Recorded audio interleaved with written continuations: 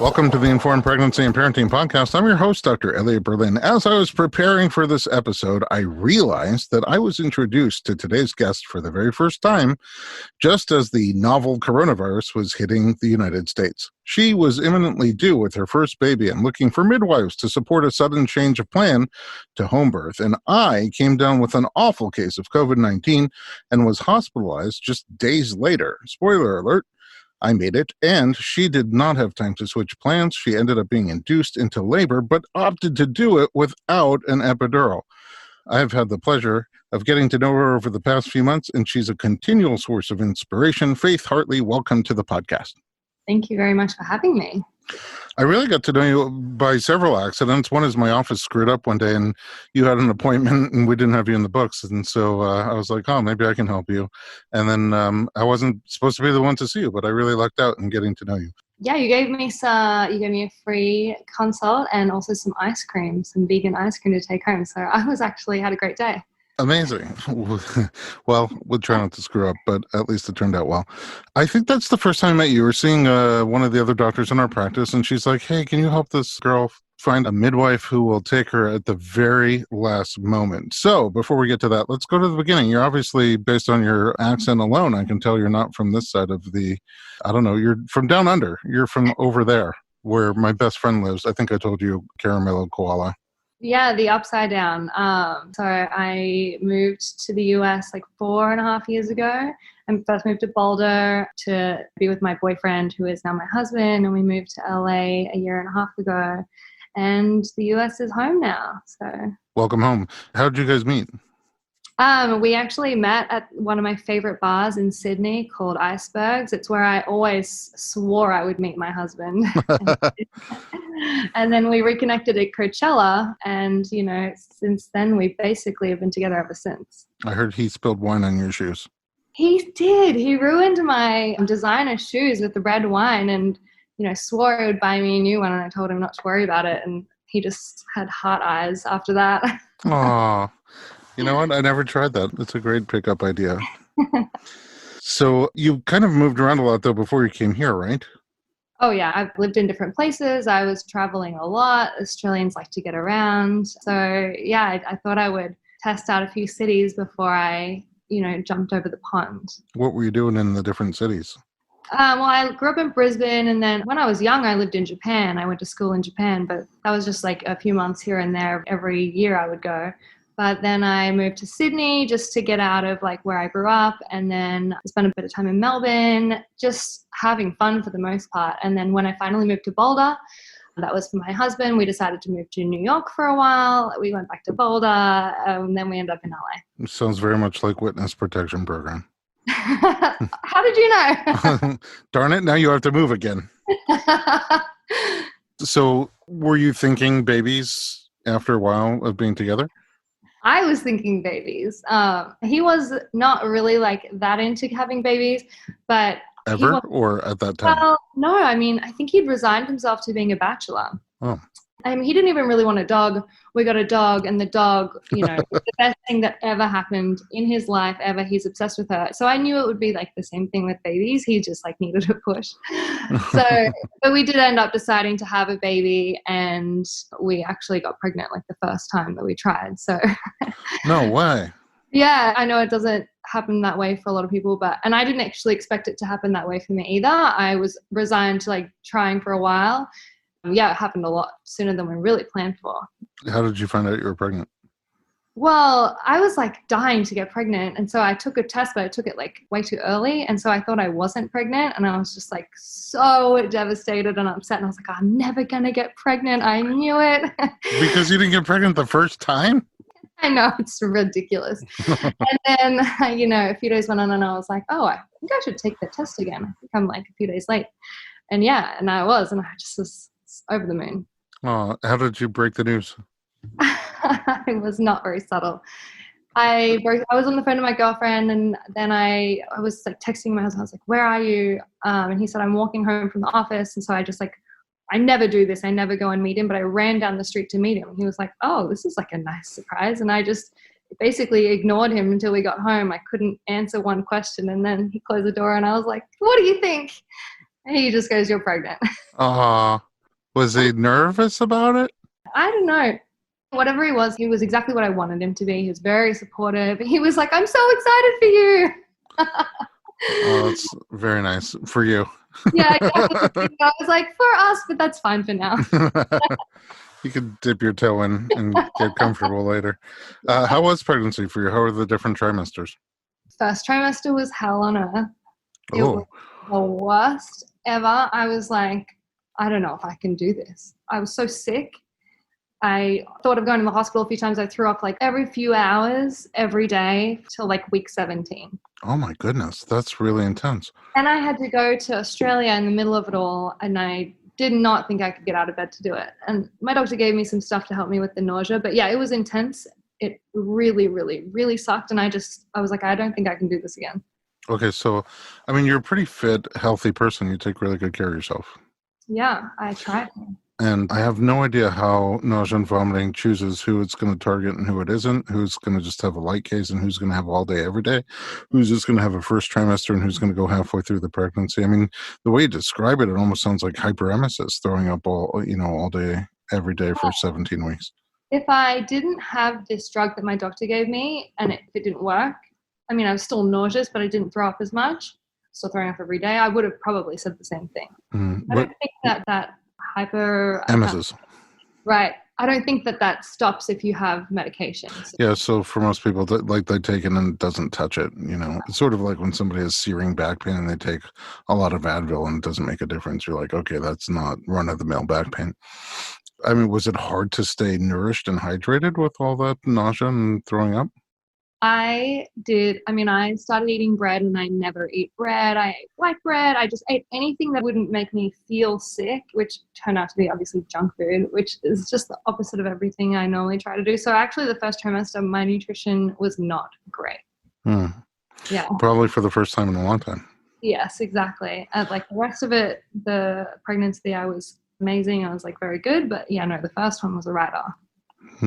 So, somewhere around 17 weeks, the nausea went away. Did you feel, a lot of people describe the second trimester as like the golden trimester, just lots of energy, feeling good, happy. Was that you? So much energy. And I am not a morning person in my normal life, but in pregnancy, I was like jumping out of bed and I was like going to the gym, not the gym, but I did like bar classes and Pilates and stuff. I did it like 5 or 6 days a week. And I was like, thank God for the second trimester. And when did you start to show? Did it take a while for you? Yeah, I just started to show at 25 weeks, like a little bit of a bump. So yeah, it did take a while. How tall are you? I am 5'9". Yeah, so you're on the tall side and also just very fit. Like, I think if you have strong abs, then it takes a little while for, especially the first baby, to kind of peek through and show itself. Yeah, that's what I kept hearing. But I mean, I actually wanted to show early because that's like half the fun. You show your bump, and I was like, what's happening? Am I really pregnant? Well, you'll like it next time. You usually show earlier faster.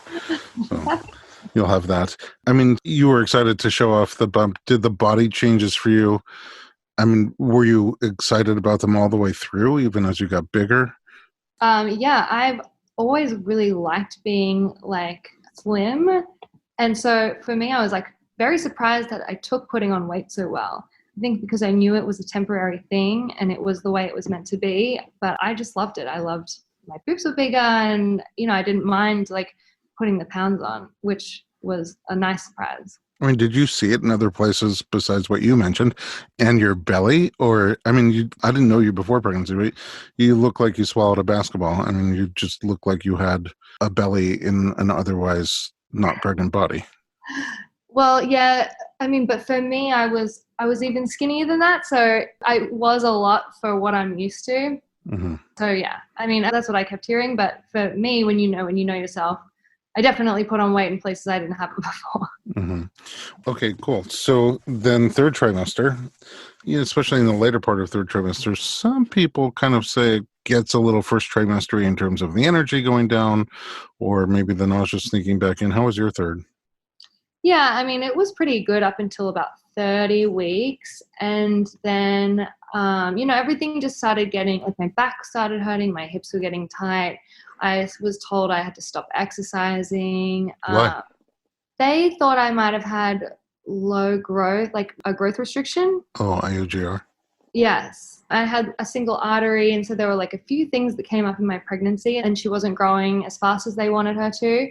So they said, you need to stop exercising, because I was still feeling like so good, and I wanted to be really, really fit for the labor, because I wanted to like have a great labor. But yeah, I got told I had to stop doing that. And then, I was just sitting around in my back, it just gets harder and harder and harder. Like things hurt, and I wanted a massage every day. Well, we could have arranged that. So nothing new. The single umbilical artery, just to sort of, in case people don't know what that is, the umbilical cord usually has two arteries in one vein. Sometimes it has one artery in one vein. It's a variation. Doesn't necessarily mean anything, but together, if they see it together with slower growth, they sometimes take a more cautious approach. Well, that, and I also had a little dot on her heart. And so the thing about like pregnancy is like these things can mean something, or they can sometimes mean nothing, but you just have the knowledge now, and all you can do is worry about it. Like there's not really much you can do. Yeah, I just worry all the time anyway, so pregnancy would just put me over the top. I want to find out, because we're almost at the point where I got to meet you for the very first time, and this crazy pandemic hit. Let's take a little break. We'll be right back and talk all about it.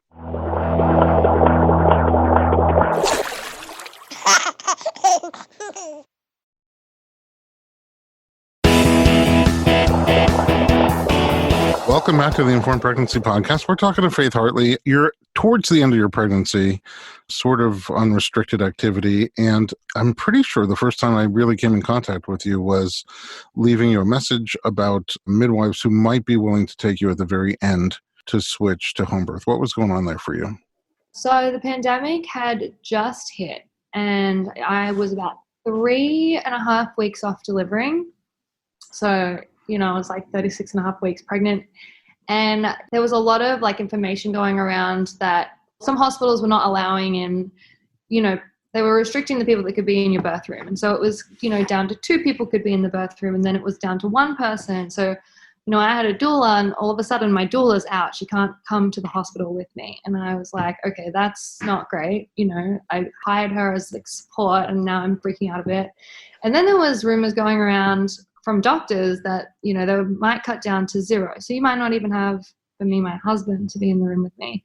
And that was just not going to happen. I was freaking out about that. So my doula had set me onto this book called Ina May's Guide to Childbirth in Pregnancy. And it literally changed my whole pregnancy for me. Like at the beginning, I was terrified. Literally was like, how do people not give birth? Like, what's the other option? Can they knock me out? Like, what do you do? There's got to be something else. I was freaking out. After you got pregnant, before you read the book? Right, correct. Yeah. You didn't want to have anything to do with the birth? No, I wanted a cesarean, but I wanted to be knocked out, and I wanted all the drugs. I was freaking out. Like, it was setting me into a sheer terror moment. And so... Hold on a second, because... curious mind. So you're a very fit person. Are you a natural person, generally speaking? I am generally natural, which is why this was like so hard for me to deal with, because I just heard all the negative stories about birth, and it freaked me out. All I ever heard was when things went wrong, and I didn't want to deal with all the pain everyone kept going on and on and on and on about. And so I started like freaking out. And then anyway, so I hired a doula because I didn't think I could do it on my own. And she told me about this book that I read. It's called Ina May's Guide to Childbirth, and it basically is a whole bunch of stories of women who go to this farm in Tennessee, and these very, very experienced holistic midwives, like taking these women to give birth in like the most nurturing, loving, supportive process. They like fully trust the body, they trust the process, they don't rush you, but they have all the medical equipment in case you need it. But it's just about empowering like the birth process. And so this pandemic hit, and I just read this book, and I was feeling so empowered, going from not wanting to give birth myself and have a C-section to going like, I don't want to do this with any drugs. I'm so excited. I can't wait to feel a contraction. I can't wait to breathe through it and like just fully experience the whole thing. So I had already started wanting to have been on the path of doing a home birth, but I was too far along, it was too late in the process for me. But when the pandemic hit, I just said, there's no way my husband's not going to be there. And I spoke to my doula, and she was like, I think I could get you in touch with a good midwife in time, and she might be able to switch you over. So that's when I was reaching out to her, and I reached out through you to another midwife about switching at the last minute. So now you're like 37 weeks? Yeah, and that's not normally like something that midwives will do, but they were being really supportive during the pandemic. Absolutely. And so, first of all, that's a crazy 180. Yeah. And I sort of kind of feel like it's probably because you are so natural in your approach to healthy living that deep down inside it seems like you probably would have wanted that. There was just a lot of fear on top of it. I definitely wanted it. And at one point when I was doing I did a degree in natural medicine and nutrition, and I wanted it back then, but I sort of forgot all the points. And then, by the time I got pregnant, I was far gone the other way. And I was like, no, just give me the drugs. And was your husband okay? Was he on board with home birth as well? In the beginning, he wasn't. He didn't say no, but he definitely did not feel comfortable. But he sat through he was there for every doula appointment, and I read him parts of the book, and he was there through the process, and he saw the way that the pregnancy ended up going with all the natural pieces that were coming in. And by the end, he absolutely was on board, and he was like, yes, this is right. This is what you want. This is what you should do. I totally support it. And then you were able to find midwives who would take you. Yes, I found a midwife recommended by my doula, and through you, both of them. I only ended up going with a different one because she was closer to me, but they took me. I was ready. I bought the kit. I bought the hose. I was getting her to bring the tub. I'd always wanted a water birth, and this was like my dream come true. And I just thought, like, this is the universe. I meant to read that book, The Pandemics, to get me ready for this, home birth during the pandemic. Like, this is all falling into place. Everything is like perfect. I was so excited. I wasn't going to give birth in a hospital. I was like fantasizing about this thing. It was amazing. And then what happened? And then, it was pretty late in my pregnancy, so I had a few things come up with my obstetrician.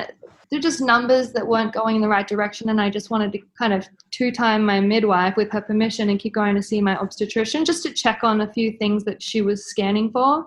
And I was just going to go to one last appointment just to check that my fluid levels were doing okay, because they started to go a bit down. And my midwife said, just be aware that, some obstetricians that she might ask you to give birth when you go in because it'll be a 39-week appointment. And I said, oh, no. My doctor last week told me she was definitely going to let me go over, so she won't do that. And anyway, I get to my appointment at 39 weeks on the dot, which she asked me to come in early for. And as soon as I walked in the door, she goes, so are you ready to have a baby today? Wow. And I just was like, what? No. What do you mean have a baby today? Like, that's not what we talked about. And she just goes, well, we'll see what we see. And I was like freaking out. Because then at this point, I just felt like I'd lost my trust in her, because I felt like she just pulled the veil off at the last minute, and I just saw really what she was planning on doing the whole time. That's what I felt. She ended up finding that my fluid was lower, and she just said, you've got to go to the hospital right now. Like, this is it. You cannot wait. You can't even go home. This is like serious stuff. I mean, I didn't not believe her, but I wondered, she'd already told me she wanted to go to the hospital to have a baby that day. I didn't know if she was just being overly cautious just to get to what she wanted. So I was pretty upset, and I was freaking out, and I didn't know what to do. And I called my midwife and, went through it with her. Ultimately, I decided to go to the hospital and do the induction, which is what she wanted, just because it was COVID and I didn't know. I knew that day they were allowing fathers to be in the room. I didn't know tomorrow if I had to go in it anyway, if they were going to let fathers in. So I went to the hospital. I did go home first. I did not go straight away, like she said, because it was such an emergency situation. I went home, I had a shower, I got my food, and then I packed my bag. Good for you. The essentials. Yeah, it definitely was. I mean, I was bawling my eyes out. It was the opposite of the situation I thought I was going to be in, and I felt like all the power that I had was being taken away from me again. It's kind of tough, it's such a back and forth for you, You originally wanted a very medicalized birth, interventional birth. You came full 180, and then you were thrust back into it. And do you remember what day you went into the hospital? Yeah, it was a Monday the 23rd. 23rd of March. So it's literally as everything is coming down. We're probably in the hospital at the same time, come to think of it. Oh, really? Yeah, because I think I came in on the 24th, the next day. Oh, wow. That's a good birth. Yeah, I was there, sending you whatever positive energy I had left. I mean, this is also before they had any idea how to treat COVID. And I have some pre-existing conditions. I had a pretty awful case. Like, I think all we had was hydroxychloroquine. So I took it day one and things crashed. I got rushed to the ICU. I took it day two and literally stopped breathing that night.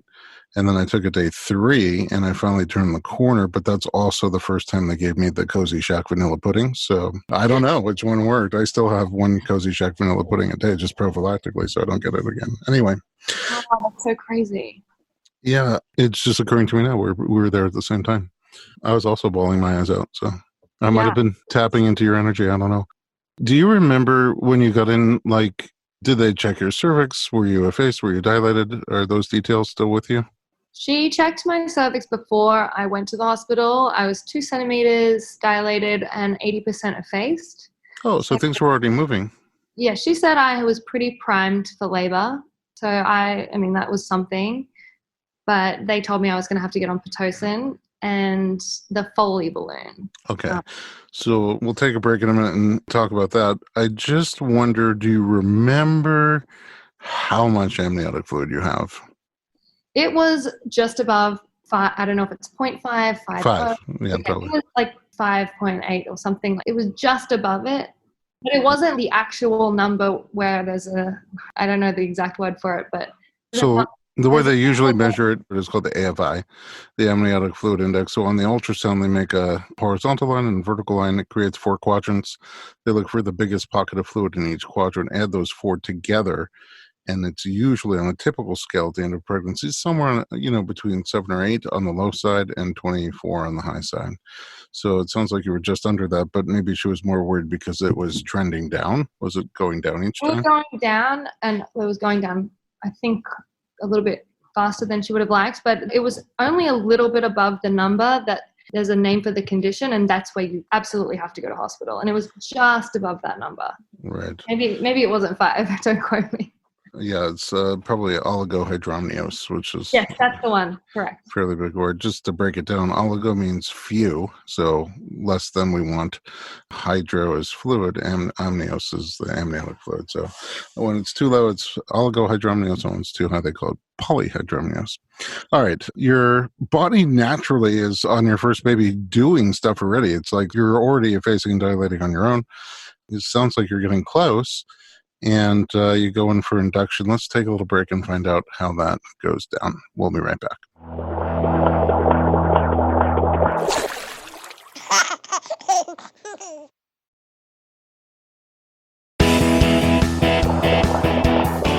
Welcome back to the Informed Pregnancy Podcast. We are talking to Faith Hartley. Okay, so you go in and they talk about a balloon. So no Cervidil, which is the one that they usually give you to ripen you. You're already effaced and ripe. They talk about a balloon and they talk about Pitocin. So did they do the balloon first?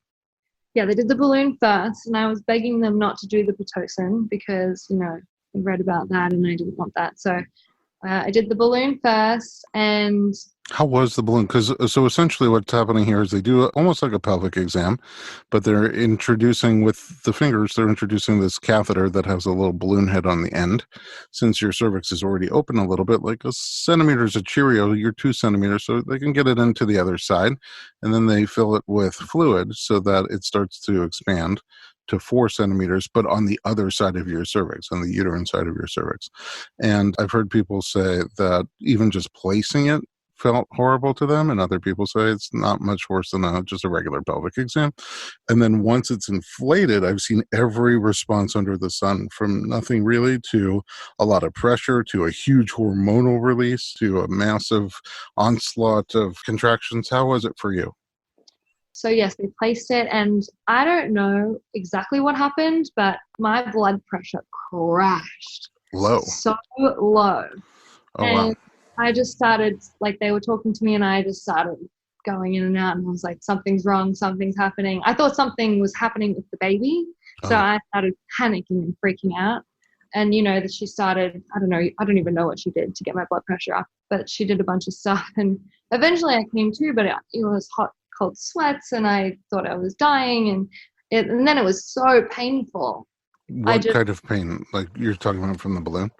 Yeah, the balloon was, it was painful going in, and maybe that's what set me off. It was like the most intense pelvic exam period pain combination ever.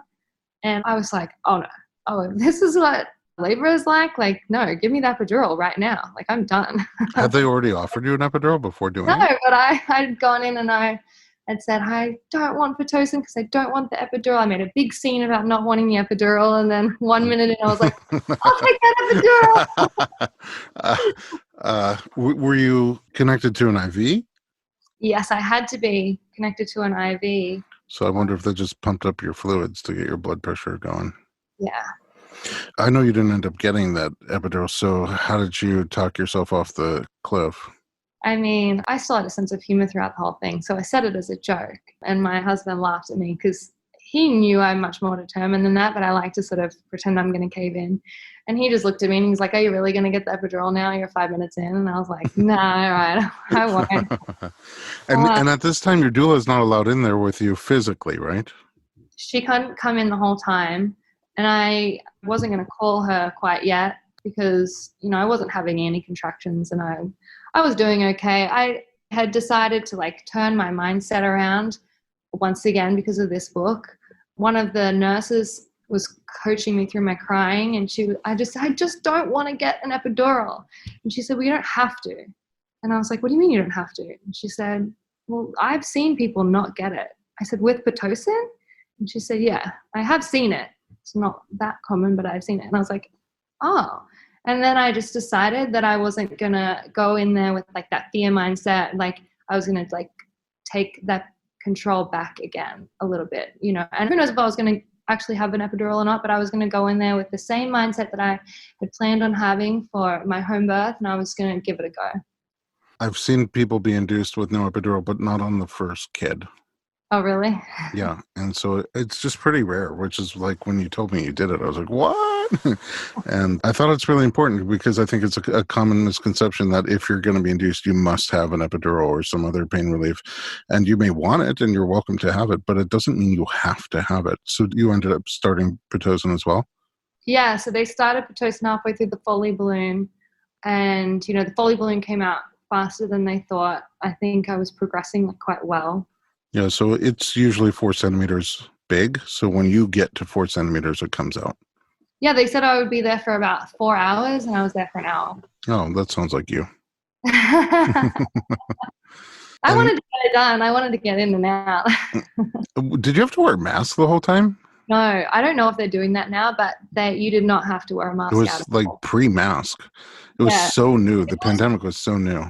It was back when they were saying don't wear a mask. If you're wearing a mask, you're taking it away from the doctors. Right. And it was before the cloth mask came out. Yeah. That's true. Because even I was there again at the same time. The nurse would come in very infrequently.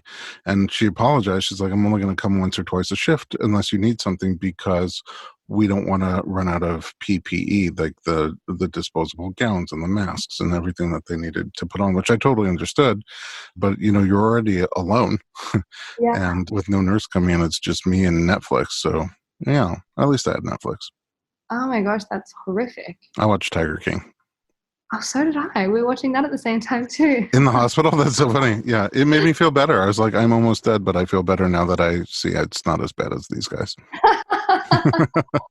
And then I had my pudding. Okay, back to you. So you start Pitocin now at 4 centimeters. Did the balloon give you contractions? Were you contracting? I was not feeling contractions at that point. So the pit. How did your body react to Pitocin? It took a couple of hours, and I just thought I would, everybody always said get some sleep. So I just thought I would get some sleep. My husband was already passed out. So of course I just fine, I'll try and sleep too. So I slept for a bit, and then, I woke up and I could feel a little bit. And I was like, oh, maybe that's a contraction. And they just, they got stronger and stronger. But it was I don't know, I felt like it was going too slow. And so I just like really wanted to kick things into gear. So I just channeled my my inner May child guide to childbirth book. And I just wanted to do what like I read about the women doing. I wanted to do all like the stuff they did. So I got up, I got my husband up, and I got a like the yoga ball. And I just wanted gravity to like start to take over. So I sat on the yoga ball and I was doing like my hip swivels, and within like maybe 2 minutes, I physically felt the baby do a sudden drop. Ooh. And it hit me like this huge wave. And I was like, whoa, something's happening. It was crazy. It was such a weird feeling. And then, you know, I threw up immediately, and I had hit that like next level. It's probably transitional, you know, the next phase of labor. And things like, that's when I was like bending over the bed, mooing like a cow. Like my husband was like, what is happening? I'm going to call the doula. First of all, they say you can puke a centimeter. Oh, is that right? Yeah. Oh, what happened? Yeah, after I told somebody that, she's like, bring me my least favorite food. I need to puke a centimeter. But you were just riding the waves. I mean, surely you felt the intensity of the surges at that point. No, I mean, it was insane. Like I went into a whole other world, and I just like shut everything else out. And I just started trying to remember what my doula had told me, and she did some really good points. One of them was, when you think of like your contraction, think of it like you only have to get to the first half of your contraction, because it's like a mountain. You get to the peak and then you go downwards. So you're only struggling, like not struggling, but you only have to really ride the wave until you get to halfway through, and then it gets easier. And that was so much easier for me to like get my head around. So I only counted halfway through my contraction, and then I was like, okay, now we're good. Things like that just like really helped me breathe through it. She was on the phone. She was helping coach me. She knew exactly when I was getting to my peak, and she would be like, and there, you're there, you know. Wow. And it was really amazing. Just like FaceTime? It wasn't FaceTime. She was just on the phone? Oh, wow. Yeah. That's incredible. Yeah. She was very helpful. So, you know, she told me, I think you should get in the shower. So I got in the shower, and she's like, you should get the peanut ball. So I sat in the peanut ball, and I did that for a little while. And I remember that she said to me, don't tell the nurses that you're ready to push until you really, really cannot feel your body holding it in anymore. Because you risk somebody telling you to push a bit early, and then you'll wear yourself out. Yeah. And I really held on to that. Maybe a little bit too long. Well, I'll find out what that means in a minute. But I do see that difference at home, you know, where oftentimes the midwives won't coach you on pushing. When you feel like it, you start, and that's it. And if you're asking for help, then they might guide you a little bit. But generally, I just love when they just leave it to you, and you feel the instincts, and you start grunting, and you start pushing, and you just do it on your own. Nobody tells you how to push or how long to push or when to push. And in the hospital, it just seems more trendy to, as soon as you get to 10 centimeters, to start guiding you to pushing. And so you see sometimes people push for 3 or 4 hours with very little progress, and sometimes they end up going on for a cesarean because nobody thinks that baby will come out. But I always wonder, what if we waited? Like, there seems to be a gap between getting to 10 centimeters for a lot of pregnancies, for a lot of births, and before you feel like a strong urge to push. And I kind of feel like if you cut that out, if you just wait till you have that big urge to push, unless there's a reason, like some sort of medical urgency, then I bet you can cut down the pushing time a lot. Yeah, and nobody checked me, except when I first got to the hospital, they put the Foley balloon in. They never ever checked me again until I got to the point where I was like my doula said, you asked them to check you. I was like on the phone to her, I like whispered, I was like, my body is pushing for me. Oh, that's the best. She was like, Faith, this is when you tell them you don't need to hold it anymore. Oh, and then they checked you again right there? Well, no. So then I told the nurses, I said, oh, I feel like my body's pushing the baby out on its own. And I don't think they really thought that that's what was happening. I think they thought I was calling it about early. And I think maybe that's like common. They were like, okay, well, we'll get you on the bed. Because at this point I'm still in the shower. Oh, wow. And so they put me on the bed, and they're like, well, we'll find a midwife. We can't really find a midwife. There's like no one around. We'll check you. Oh boy, you're 10 centimeters. Wow, you're really ready to go. And then they were like, well, we can't find a midwife. And I had written a list of things that I wanted throughout my pregnancy that my doula helped me write. And one of them was like, I wanted only attending physicians. No resident. They were like, is it okay for resident? And I was like, whatever. I don't care. Like, But you were doing it yourself. All they had to do was come and catch. I honestly felt I didn't care that there wasn't anyone around. I felt, it's very strange to say this, but I felt totally capable of doing it on my own. And my doctor was nowhere near being able to come or make it for the birth. And I felt actually very good about that. I was much happier having the women and the people on staff that were with me. And yeah, it was like, bring on a resident. I'm good. Let's go. Let's do this. You know, it's only half weird. It's weird in today's environment where birth is so medicalized. But I spent a decent amount of time watching other animals give birth, and they always do it by themselves. And I think that women are just very hardwired to be able to grow a baby, deliver a baby, feed a baby without a lot of help from other people. So it's not how our society's set up. But I don't think it's a weird sentiment at all that when you got there, you did everything on your own. I mean, you had some help getting the contractions going, but you really did all the work on your own. And just knowing you actually doesn't surprise me at all that you felt like I could probably just do this with nobody. Yeah. How was pushing for you? You know, because my body had probably been pushing on its own for like 10 minutes. I was trying to like hold it in. I was like pretty prepped to go, and I was pushing in under 10 minutes. I mean, my doula was there, but mostly I thought I was screaming. My husband put the phone down. I asked him to put the phone down on record just so that I could hear like the birth. I didn't want to see anything, but I wanted to hear what was happening in the room. And, you know, I mean, it started to get like to a point where I didn't think I could handle it anymore. And I actually did call for the epidural. Oh, really? Yeah, I did. I was like, no, I can't. No.